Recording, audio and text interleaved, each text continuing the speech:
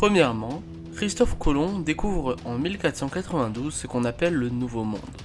Par erreur, le navigateur italien normalement en route pour les Indes se retrouve sur le continent américain. C'est la découverte de l'Amérique.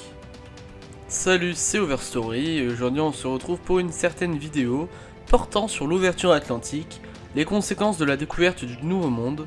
C'est un chapitre d'histoire de seconde et je vous propose de le découvrir. On peut alors se demander comment les grandes découvertes élargissent-elles la vision des Européens sur le monde. Nous étudierons cette question en plusieurs parties que je vous laisse découvrir par surprise avec moi. Et je vous souhaite à tous une bonne vidéo et un bon visionnage.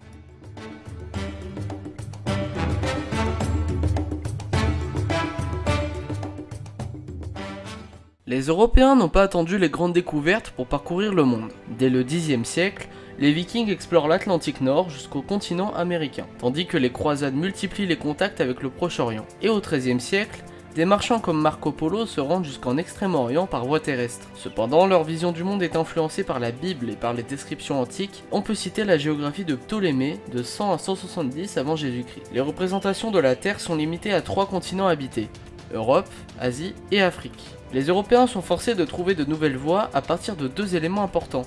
Nous pouvons citer les perturbations des routes commerciales terrestres vers l'Inde, dues à l'expansion turque et à la chute de Constantinople en 1453, ainsi que l'augmentation de la demande en épices et de métaux précieux au cours du XVe siècle. Le Portugal et l'Espagne sont les mieux placés pour chercher de nouveaux itinéraires commerciaux vers les Indes, en contournant l'Afrique par voie de mer. Ces exploitations maritimes sont rendues possibles grâce au progrès technique et les Portugais inventent des navires mieux adaptés à la navigation en haute mer. On parle des caravelles. De plus, des outils comme la boussole ou encore l'astrolabe et le portulan permettent au moins de se repérer plus précisément. On constate alors que dès le début du XVe siècle, l'horizon des Européens ne dépasse guère les pourtours de la Méditerranée et qu'au tournant du XVe et XVIe siècle, les explorations des Portugais vers l'Afrique et des Espagnols vers l'Amérique leur ouvrent l'espace atlantique. Il en découle une première mondialisation, une intensification des relations entre les différents continents. Cela se traduit par l'afflux en Europe des métaux précieux d'Amérique, le début de la traite transatlantique et des effets négatifs sur les non-européens. C'est ainsi qu'en 1492, Christophe Colomb tente la route de l'Ouest et il trouvera finalement l'Amérique, qui deviendra le nom du navigateur italien Amerigo Vespucci. On peut également citer d'autres dates comme 1488, Bartolomé Dias, excusez-moi pour la prononciation, pénètre dans l'océan Indien, et également Vasco de Gama, qui parvient en Inde par la mer en 1498.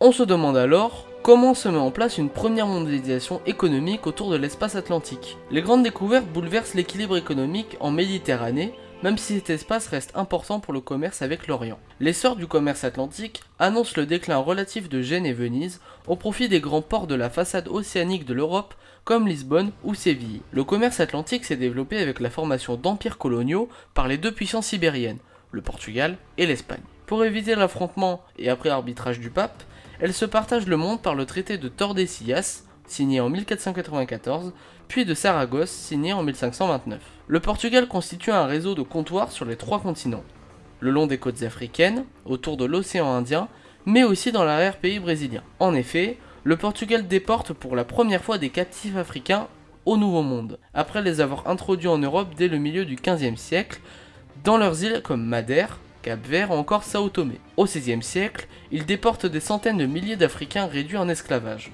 surtout au Brésil. Ils demeurent seuls Européens engagés dans la traite négrière atlantique. Ce premier système esclavagiste est associé à l'exploitation minière et à l'économie sucrière. Comme vous pouvez le voir ci-dessous, on observe que le nombre d'esclaves introduits en Amérique augmente au fil du temps. Cela s'explique, comme on a pu en parler, pour augmenter la main-d'œuvre à des fins économiques en faveur des Européens, notamment du Portugal et de l'Espagne.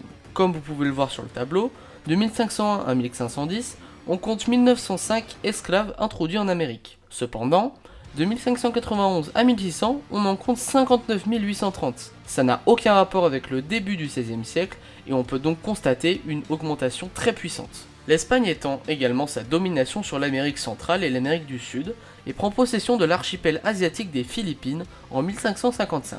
Les autres puissances européennes ne peuvent toujours pas rivaliser avec ces deux grands empires. Les Européens mettent en place une véritable économie monde. exploitant leurs ressources coloniales et stimulant le commerce au profit de leurs ports. Dorénavant, les épices asiatiques sont directement importées par les Portugais, tandis que les cultures de tabac et de canne à sucre sont développées dans l'Atlantique.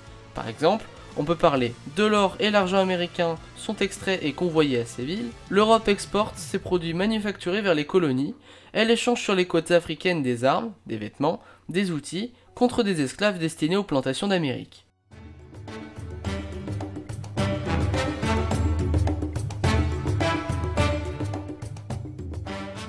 Finalement, ici on se demande quelles sont les répercussions de l'ouverture atlantique européenne sur les non-européens. L'arrivée des Européens au Nouveau Monde a des conséquences dévastatrices sur les populations amérindiennes. Victimes du choc microbien, elles sont parfois décimées jusqu'à disparaître totalement. La conquête provoque des ravages. Les armes à feu permettent aux conquistadors de maîtriser des empires de plusieurs millions d'habitants. On peut citer les Mayas, les Toltecs, les Aztèques ou encore les Incas majoritairement. L'effondrement de leur monde conduit nombre d'entre eux au désespoir, au suicide et au refus d'enfanter. Des Indiens sont ramenés en Europe pour y être montrés comme des merveilles du Nouveau Monde. Et à la fin du XVe siècle, la baisse de main-d'œuvre amérindienne encourage le système de la traite. Celle-ci impose les transferts d'esclaves africains dans les plantations à sucre portugaises. Au Congo, un royaume chrétien s'affirme.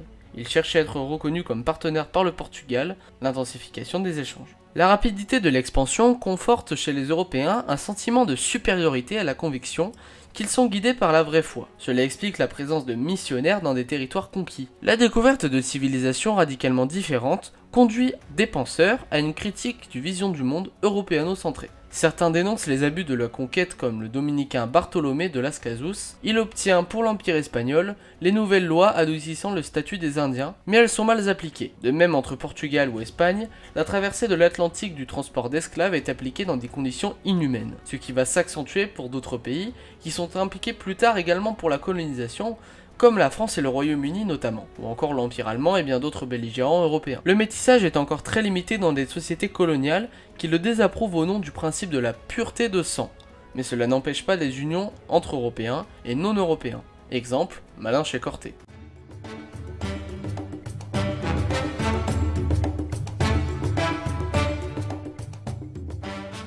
Nouveauté pour ce genre de vidéo, les dates clés que vous pouvez noter afin de retenir les événements majeurs de ce chapitre. En 1415, les Portugais commencent l'exploration des côtes africaines. En 1488, Bartolomé Dias pénètre dans l'océan Indien. En 1492, arrivée de Christophe Colomb sur l'île d'Hispaniola, découverte de l'Amérique. En 1494, traité de Tordesillas, c'est le partage du monde entre Portugais et Espagnols. En 1498, Vasco de Gama parvient en Inde par la mer. En 1501, début de la traite transatlantique. De 1519 jusqu'en 1522, premier tour du monde par l'expédition Magellan. Voilà, maintenant je vous laisse cliquer sur pause pour prendre en photo.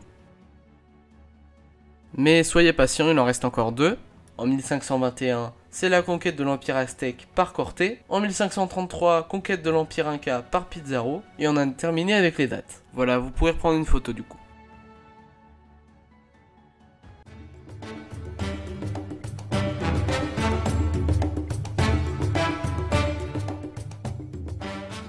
La découverte du continent américain fait rayonner plusieurs pays, notamment le Portugal et l'Espagne, aboutissant à un empire colonial immense. Ils en tireront profit avec le commerce qui sera une véritable révolution, transformant l'économie mondiale. Cependant, il n'y a pas que des points positifs.